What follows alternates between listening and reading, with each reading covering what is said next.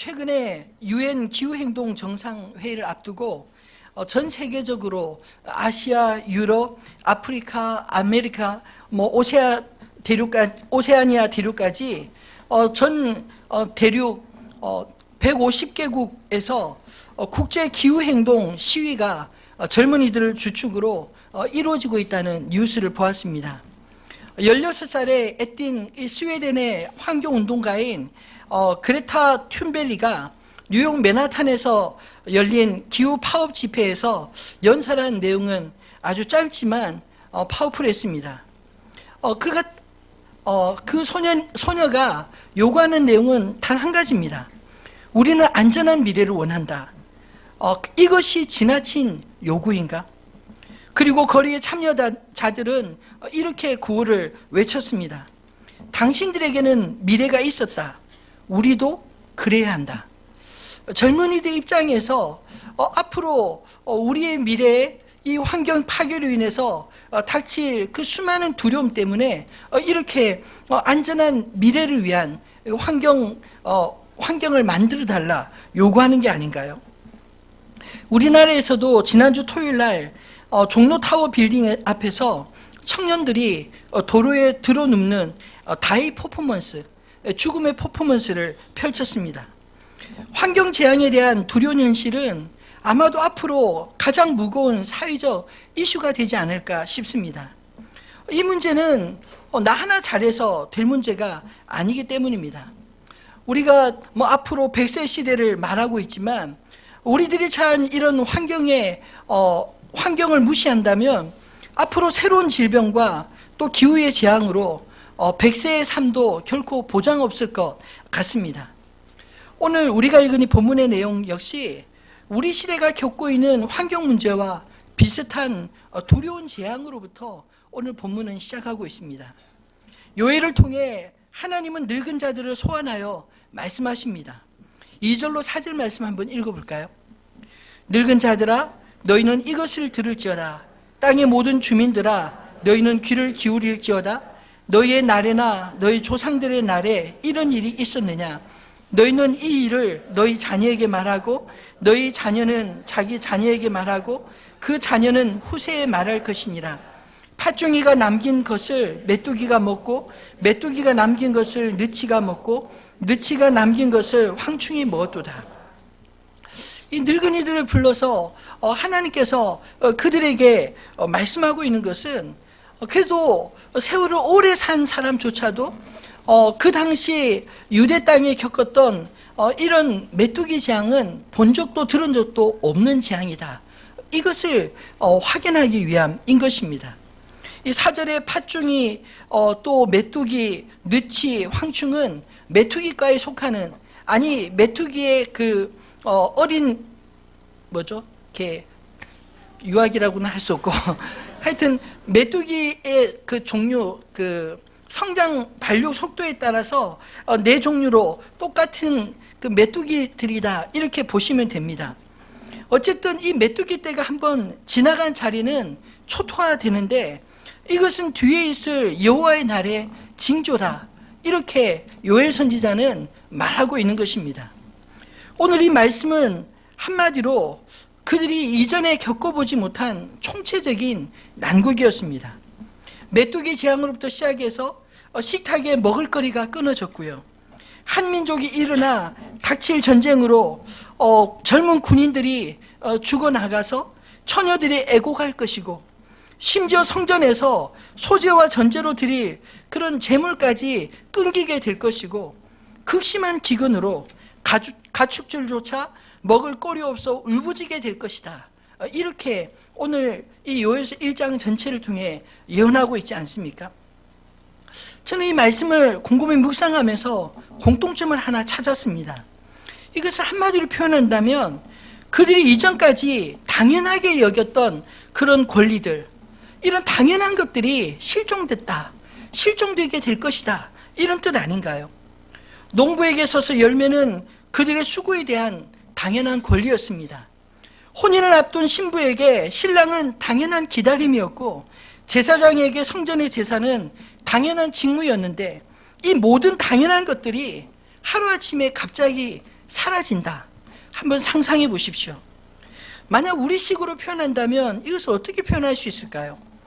열심히 일한 직장에서 월급날은 당연한 권리 아닌가요? 근데 월급이 통장에 들어오지 않습니다. 당연히 집에서 기다리는 가족에게 가정이 돌아오지 않고, 당연하게 생각하는 예배조차 드릴 교회가 찾기 어려워지고, 당연하게 물건들이 쌓여있을 그런 가게들마다 텅텅 비어있다. 이렇게 설명할 수 있지 않을까요? 도대체 왜 요엘 선지자를 통해서 하나님은 이런 무서운 경고를 하고 계십니까? 요엘 시대에 겪었던 이 총체적인 위기를 통해서 오늘 우리에게 들려주시는 주님의 음성이 들릴 수 있게 되기를 소망합니다. 그 첫 번째 메시지는 이 세상에 당연한 것은 없다라는 것입니다. 사실 저는 이 말씀을 준비하면서 계속 더 나아가지 못하고 같은 자리를 맴도는 것 같은 그런 느낌이 들었습니다. 무서운 재앙에 대한 이야기만 있을 뿐, 보통 가만히 생각해 보면 다른 선지서들에는 재앙을 말하기 전에 재앙의 원인을 말하지 않습니까? 이스라엘 백성이 어떤 죄를 지어서 하나님이 그것 때문에 이러이러한 벌을 내리신다, 이런 내용들이 기록되어 있는데, 오늘 본문 요엘서의 특징을 가만히 보면 원인이 나와 있지 않습니다. 그냥 단지 재앙에 대한 이야기만 계속하고 있기 때문에 더 어려웠던 것 같습니다. 원인이 있어야 그 해결책을 생각할 수 있을 텐데, 원인조차 언급되지 않는 이 재앙을 어떻게 해석해야 하나, 그것이 참 난감했습니다. 근데 가만히 계속 묵상하다 보니 이건 역시 메시지가 아닐까 하는 생각이 불현듯 일어났습니다. 문제는 자신들이 겪고 있는 이 재앙의 원인을 그들조차 모르고 있지 않았을까라는 생각이 들었습니다. 하나님을 완전히 떠난 것도 아니고 나름 하나님을 예배하고 있는데, 문제는 하나님이 그것으로 만족하지 않으신다는 겁니다. 아니, 다르게 표현한다면 하나님은 그들의 외식적인 예배에 속지 않으신다, 이런 뜻 아닐까요? 어쩌면 그들은 하나님을 섬기면서 동시에 한 발로는 세상의 신들도 함께 섬기고 있을지 모릅니다. 그들 스스로가 실제로는 하나님과 전혀 상관없는 삶을 살면서도 자신이 얼마나 하나님과 멀어졌는지 그 자체조차 깨닫지 못하고 있었기에 이런 재앙들이, 원인 없는 것, 원인을 파악할 수 없는 그런 재앙들을 만나서 왜 이런 일이 일어났는지조차 모르고 있었던 건 아닐까요? 그래서 그들이 겪어보지 못한 이 메뚜기 재앙을 통해서 하나님은 그들을 부르고 계신 것입니다. 익숙한 것들이 갑자기 사라졌습니다. 어쩌면 하나님에 대한 그들의 태도 역시 익숙하게, 당연하게, 마치 성전에 계신 분으로 그렇게 생각했던 것 아닐까요? 내가 어떤 상황이든지 하나님 여전히 내 편이실 거야, 나와 함께 하실 거라는 생각, 나에게 복을 주실 거라는 생각들, 어쩌면 하나님에 대해 이처럼 당연하게 생각하는 것에 대해서 하나님이 심판하신 것은 아닐까요? 우리에게 익숙해서 당연하게 여기는 것도 사실 가만히 보면 당연한 게 아닙니다. 그것을 알아보는 하나의 방법이 있습니다. 갑자기 내가 익숙하게 여기는 것들, 당연하게 여기는 것들이 사라지고 나면 비로소 그때야 이게 당연한 게 아니었구나 라고 깨닫게 되고 알게 된다는 것입니다. 우리가 물을 항상 먹을 때는 잘 모르지만 물이 단수가 되거나 그러면 이것이 당연한 게 아니구나 라는 걸 깨닫지 않나요? 우리가 불을 켜면 전기를 항상 공급받을 수 있어서 그 너무나 당연하게 생각을 하지만 갑자기 정전이 되어서 언제 불이 들어올지 모르는, 전기가 들어올지 모르면 이게 당연한 게 아니구나 깨닫게 되는 게 아니겠습니까? 우리 인간이 참 어리석고 미련한 것이 당연하지 않은 것을 당연하게 여겼다가 잃어버리고 나서야 비로소 그 가치를 깨닫게 된다는 것입니다. 하나님은 문제도 모르는 그들을 도발하고 계십니다. 그들이 겪어보지 못한 재앙으로 모든 것에 결핍을 겪을 때, 심지어 하나님 앞에 제사 드릴 제물조차 구하기 힘들어할 때 비로소 그들 가운데 하나님이 안 계시다, 그 사실을 깨닫게 하신 것입니다. 우리의 생존을 위해 필요한 생태계 역시 그냥 존재하는 것이 아닙니다. 그 생태계를 창조하신, 만드신, 그리고 운영하시는 그분이 계시하는 것입니다.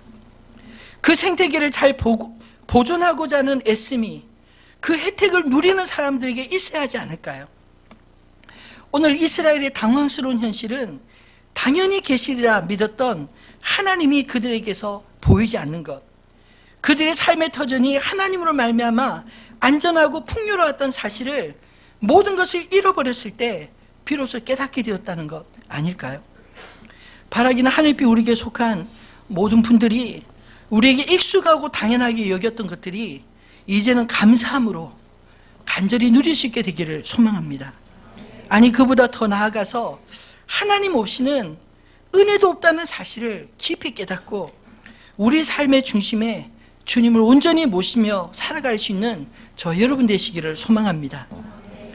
두 번째로 이 요엘서의 총체적인 위기를 통해서 여호와의 날이 가깝다, 이 사실 우리에게 전하고 있는 게 아닐까요?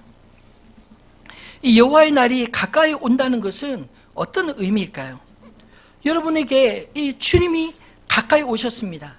천국이 가까이 왔습니다. 이렇게 말씀을 전해 들을 때 여러분에게는 어떤 의미로 느껴지시나요? 아마도 어떤 분들은 그날이 기다렸다는 듯이 예, 빨리 왔으면 좋겠습니다 하는 분도 계시겠지만, 어떤 분들은 제발 그날은 내 생에 좀 피했으면 좋겠습니다 하는 분도 계시리라 생각합니다. 그렇다면 오늘 본문에서는 여호와의 날을 어떻게 묘사하고 있을까요? 15절 다시 한번 같이 읽어볼까요? 15절입니다. 슬프다 그 날이여, 여호와의 날이 가까이 왔나니 곧 멸망같이 전능자에게로부터 이르리로다. 아멘. 뜻밖에도 요엘 선지자는 그날을 슬프다 이렇게 표현하고 있습니다. 왜냐하면 그날이 멸망같이 전능자로부터 이를 것이기 때문이라 말씀합니다. 이 여호와의 날은 어떤 날일까요? 여호와의 날을 다른 말로 표현한다면 하나님이 통치하시는 날, 그렇게 말할 수 있지 않겠습니까? 예수님이 주로 천국을 비유하실 때 청지기 비유를 많이 사용하셨는데, 이 여호와의 날을 이 청지기 비유와 매치시켜서 이해를 한다면 여호와의 날은 주인이 오셔서 그 청지기와 계산하는 날이다, 이렇게 말할 수 있을 것입니다. 우리가 잘 아는 달란트 비유나 또는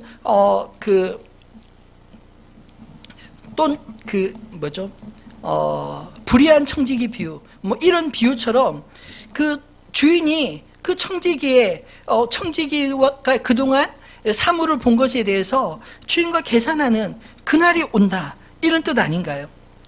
이것을 다른 말로 하면 이제 청지기의 직무가 계속되지 않을 것이라는 말입니다. 진짜 주인이 와서 청지기가 그동안 해왔던 일을 확인하시겠다는 말이죠. 근데 왜 그날이 두렵습니까? 만약 청지기가 주인이 보지 않아도 자기에게 주어진 일, 자기 일을 열심히 했다면 아마 주인이 오시는 그날이 그에게는 더 좋은 날이 될지 모릅니다. 주인이 칭찬을 하실 것이기 때문입니다. 근데 만약 청지기가 반대로 주인이 보지 않는다고 자신의 일을 게을리하고 자기에게 시키신 일을 제대로 하지 않았다면 주인이 오시는 그날은 그에게 책망의 날이 되지 않겠습니까? 오늘 15절에 슬프다 그날이여, 여호와의 날이 가까이 왔나니 곧 멸망같이 젖는 자에게로부터 이르리로다. 왜 이 말을 이 요엘 시대에 하고 있을까요? 앞에 그 원인들, 그들이 심판을 받고 재앙을 받는 그 원인들에 대해서 이야기는 하지 않지만, 그러나 이 본문을 통해서도 분명하게 던져주는 메시지가 있습니다. 그들은 하나님의 백성으로서 그들의 의무를 저버렸다는 것입니다. 주님이 오셔서 그들에게 맡겨주신 그 모든 것들에 대해서 주님이 계산하실 때 그들은 부끄러워할 수밖에 없는 그런 처지에 놓였다. 그래서 슬프다, 이렇게 말하고 있는 게 아니겠습니까?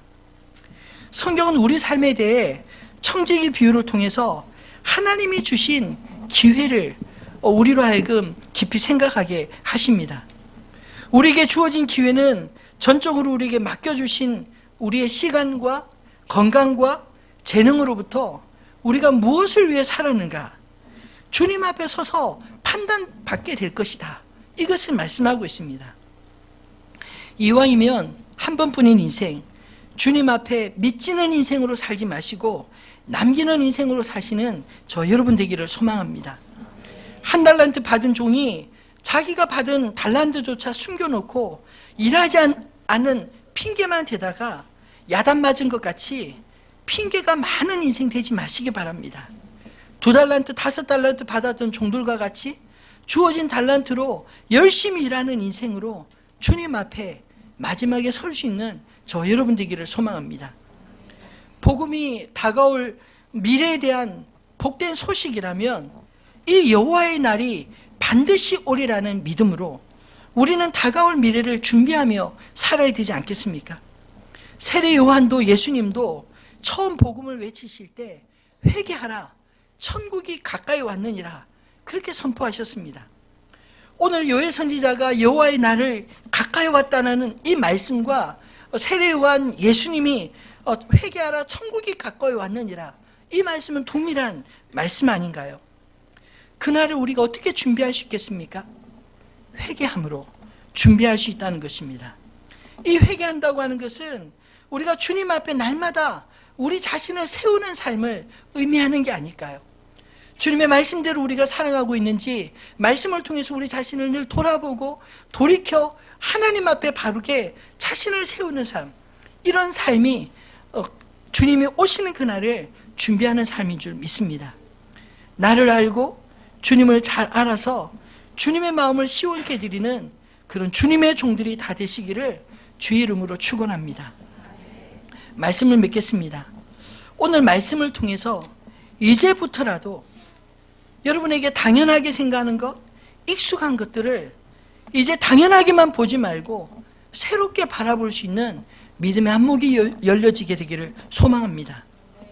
이 당연한 것을 새롭게 보라는 말씀은 우리에게 가장 소중한 그것이 제 위치에 잘 있는지, 또 그 역할을 잘 감당하고 있는지 부지런히 살펴보라, 이렇게 말할 수 있지 않을까요?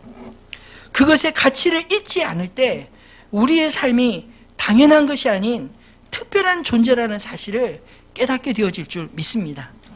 하나님이 우리에게 특별한 존재이기 때문에 그분이 내 삶의 주인이시고 그분이 나의 인생의 주권자이심을 우리가 날마다 새롭게 깨닫게 될 때 우리의 삶이 그렇게 특별한 존재로 사라지게 되지 않을까요? 또 우리를 특별하게 만드시고 사용하시는 주님으로 인해서 날마다 의미를 부여하는 그런 인생으로 사시기를 바랍니다. 여러분, 오늘 요엘서 말씀처럼 여러분의 인생에 이런저런 문제들이 끊임없이 일어나고 있습니까? 만약 문제가 있다면 답도 있다는 그 사실을 기억하십시오. 우리 인생의 모든 문제는 우리의 삶의 터전이 되신 하나님과의 관계에서 바르게 찾아야 하는 것입니다. 그래서 오늘 본문 14절에도 너희 하나님 여호와의 성전으로 모으고 여호와께 부르짖을지어다. 우리가 문제가 있을 때 그 문제의 해결자이신 하나님께 와서 성전에서 모여서 기도하라, 그렇게 말씀하고 있지 않나요? 문제가 발생한 것은 우리가 하나님을 떠났을 때, 하나님이 우리 곁에 계시지 않을 때 나타나는 이 땅의 하나의 현상일 뿐입니다. 바라기는 우리의 현실이 하나님 없는 현실이 아니라 하나님과 함께하는 현실이 되어서 우리 앞에 모든 문제들이 하나하나 주님 안에서 해석되어지고 풀어지는 그런 저와 여러분 되시기를 주님의 이름으로 축원합니다. 오늘 주신 이 말씀을 기억하면서 우리들의 찬양 418장 나의 백성이, 하나님의 관점에서 이 찬양 가사를 묵상하며 함께 찬양했으면 좋겠습니다.